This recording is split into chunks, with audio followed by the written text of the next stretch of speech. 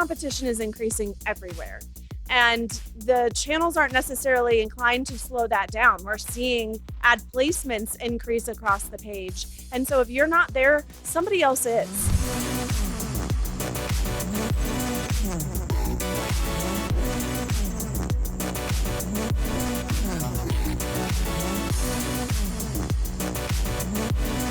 Okay, Laura, we're at Prosper right now.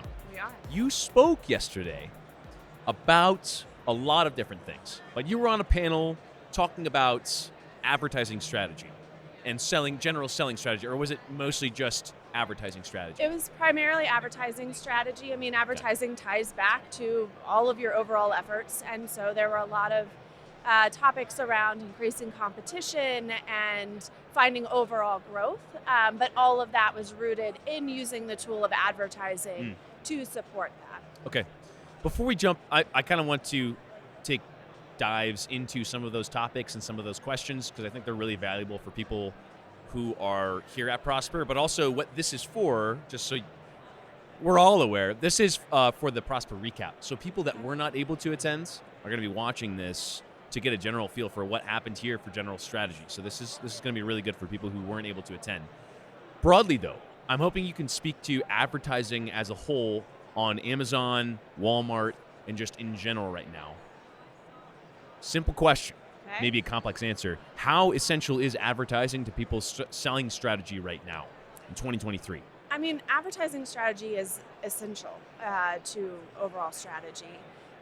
There's a lot of different elements and reasons to that. I mean, Amazon creates dependencies on advertising and accelerating a product through advertising efforts to get that flywheel momentum behind it, to help that bestseller, grow that bestseller rank. So I know I'm speaking specifically with Amazon again, but that's true across the board. Additionally, we'll talk about this in one of those topics from the workshop yesterday, but competition is increasing everywhere. And the channels aren't necessarily inclined to slow that down. We're seeing ad placements increase across the page. And so if you're not there, somebody else is. And we know that in a lot of these channels, Walmart, Amazon, they're an everyday low price platform and people are looking for that deal, that discount. And so they're a little less brand loyal than maybe somebody searching on Google. And that's okay, but you just have to know that you have to be there. You have to be putting your best foot forward, and advertising gives you a lot of control to do that. Would you place advertising in the essentials bucket for sellers, right? I think over time, people going back like 5 years, 6 years, advertising was maybe something that people did to be successful on Amazon. Is it in the core bucket of like you need to be advertising or you're not going to be successful? Is it that essential?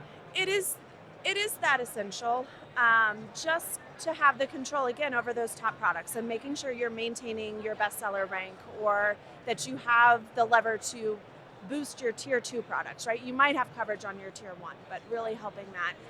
Now, the biggest thing is it is an essential element, but it does come after some of the other dependencies. Like if you don't have your inventory set up, you shouldn't be spending money on advertising because you're going to accelerate sell-through, not have a product to sell, you're going to hurt your bestseller rank. So it is essential if you're using it as a correct strategy and thinking about it in the right ways. That's a good caveat.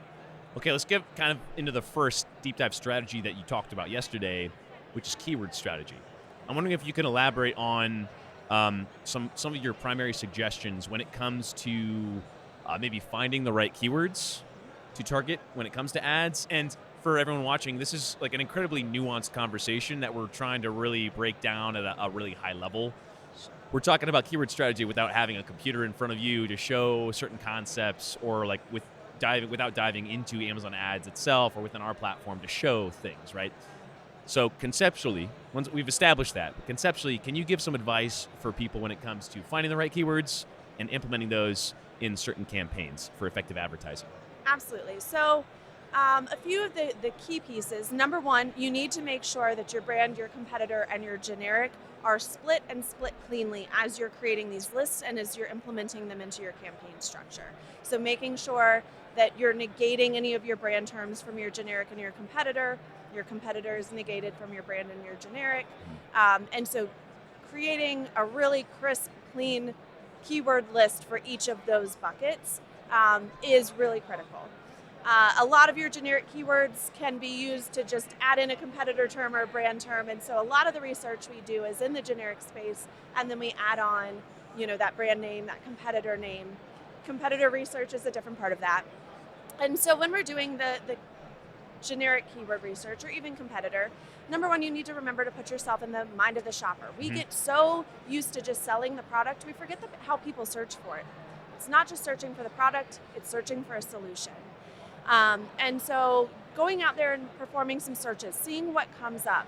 It's important to put yourself in the place of where the consumer is. There's a lot of keyword research tools. Auto and phrase and broad match are your friends. You can do a lot of keyword mining that way, and you should lean on that.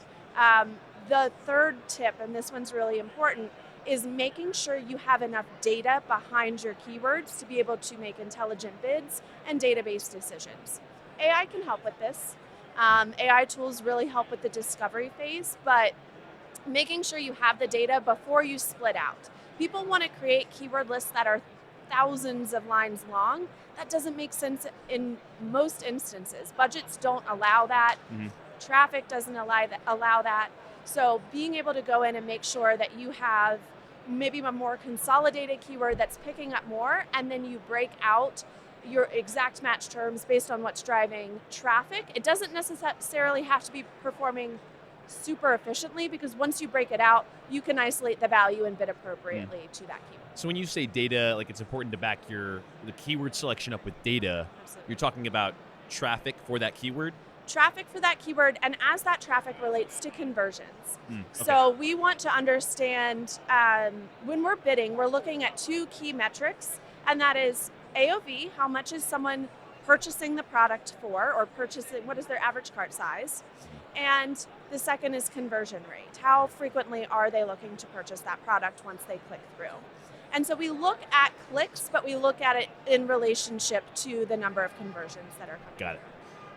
Second top. There's a whole lot more there, but let's move on. There are a lot of topics here. Competition. Yes. People are always so focused on competition, especially within their niche, perhaps within their keywords that they're advertising for. Let's say that competition is too fierce. I'm a seller.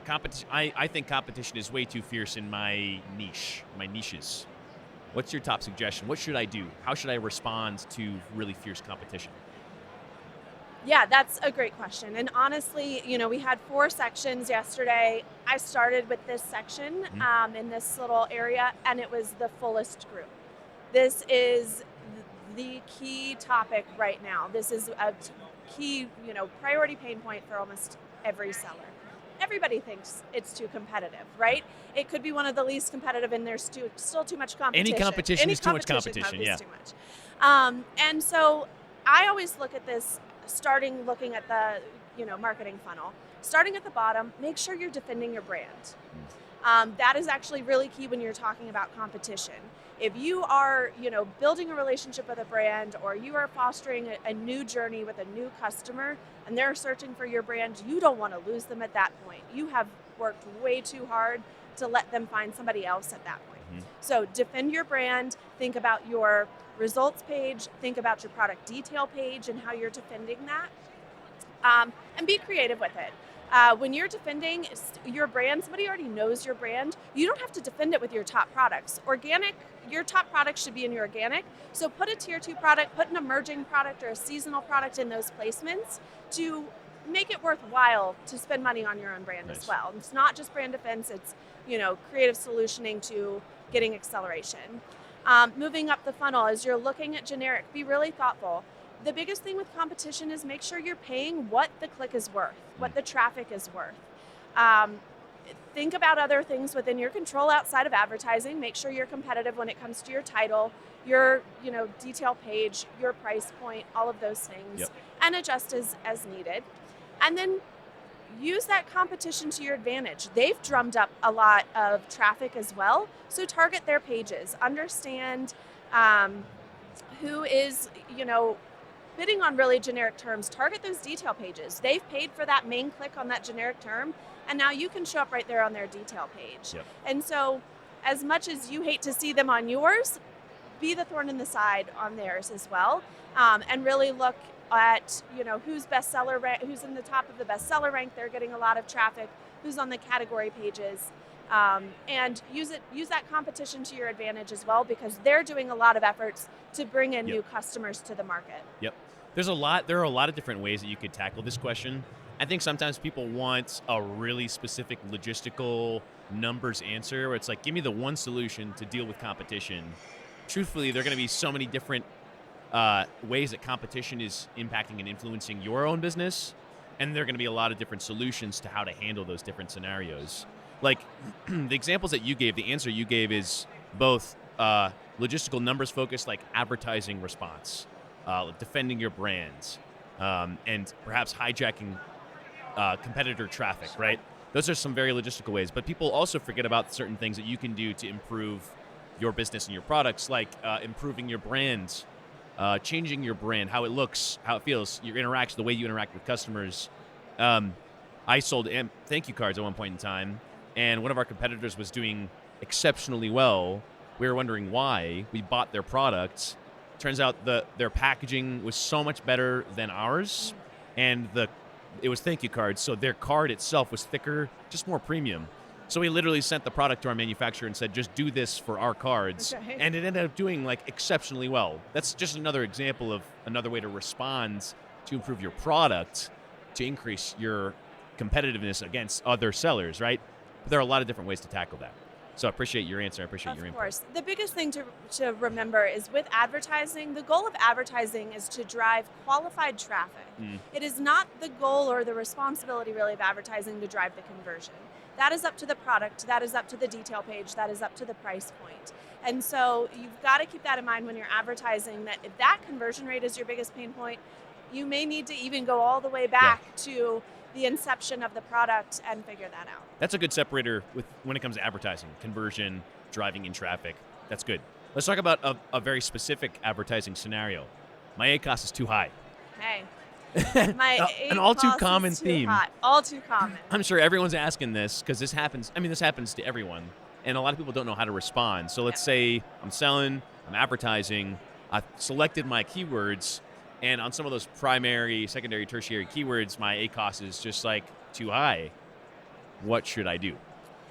Yeah, so number one, make sure that you have data behind it, because you're not bidding appropriately if you don't, and you are going to go, and in the discovery phase, right, you might have a lot of wasted ad spend. So going back to that very first keyword strategy, focus on auto, focus on your broad phrase, and break out as you get traffic. That can help you avoid some wasted ad spend during the discovery phase. Number two, think about your secondary KPIs. Look at your new to brand percentage, look at market share acquisition, all of those others, and see, okay, are we balancing that a little bit? And that is important. The third piece is ACOS is important. It's not necessarily the most important metric. And we're starting to see this really evolve. So tacos has been really a key conversation over the past couple of years, right? Is my advertising working to grow my total sales? And that is the goal here, right? That is why when we talk about advertising being that crucial, critical priority, it's because you need it to build your bestseller rank. You need it to be visible and to grow your product and accelerate the traffic behind it. And so make sure your advertising dollars is working for you outside of the advertising ecosystem. Then it's evolving beyond even tacos, and we need to be looking at profitability. And so when you tell me that your ACOS is getting too high, that tells me that you're insinuating that profitability is being pinched, and you haven't quite bridged that that's what we need to be focusing on. So if your ACOS is too high, take a step back and look at the profitability of each of your products, or parent products really is where we want to be. Do you have more room to push on one than another because you've got more room in the margin? And understand goals at a more granular level than the overall account, and go a little bit beyond that ACOS specific. to see if there's areas within your profitability that you can really accelerate. And finally, I would go back and say,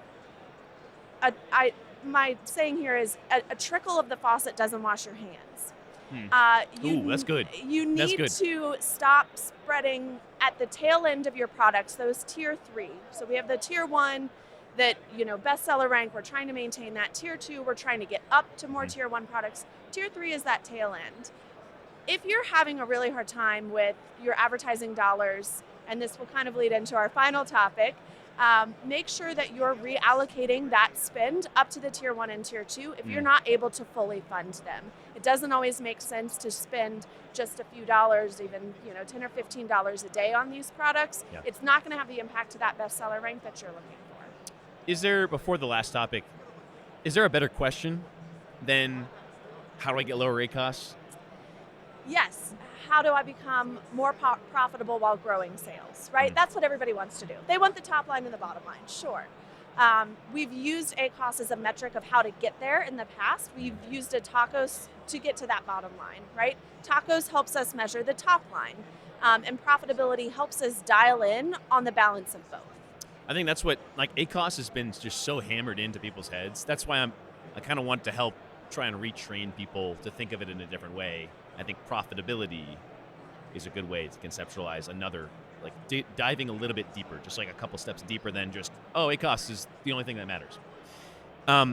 So you were leading into the final topic, which is budget allocation. Right. So perhaps you can touch on that a bit, elaborate on that concept. What is the proper way to allocate budgets properly, to distinguish your budgets between everything and anything advertising? Yeah.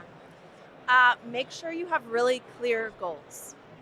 You have to know what you want to get out before you start investing and putting something in.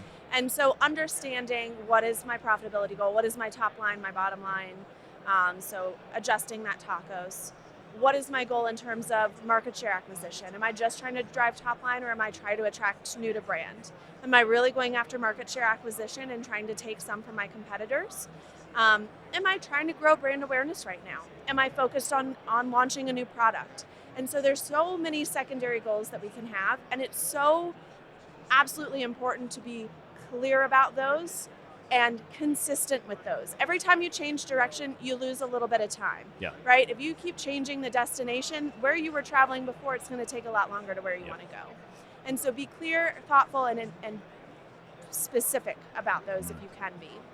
And then start to align your budget based on that. Align the budget with, what makes sense, again, profitability-wise. Where do you have, we've seen clients that before they even start spending advertising dollars, they have a negative margin. And we're like, what are you doing selling this on Amazon? Wow. And they don't always recognize. So make sure that is something that you are looking at on a regular basis.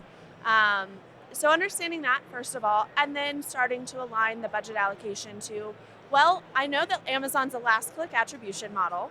And so competition, a competitor campaign where I'm starting to get a shopper interested in my product may not get that conversion, but as I invest these ad dollars, I'm seeing new to brand percentage go up.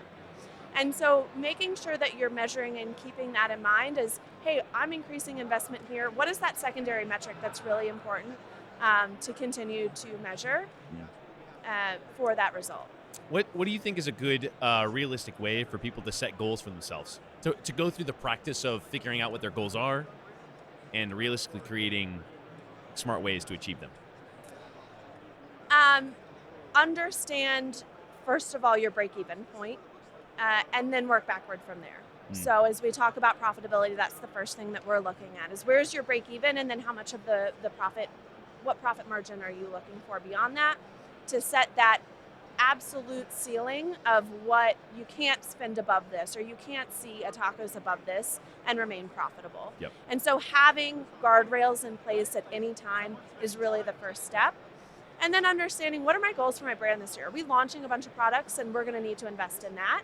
Are we seeing a lot of competition and we need to make sure that we're investing in growing or at least maintaining our market share?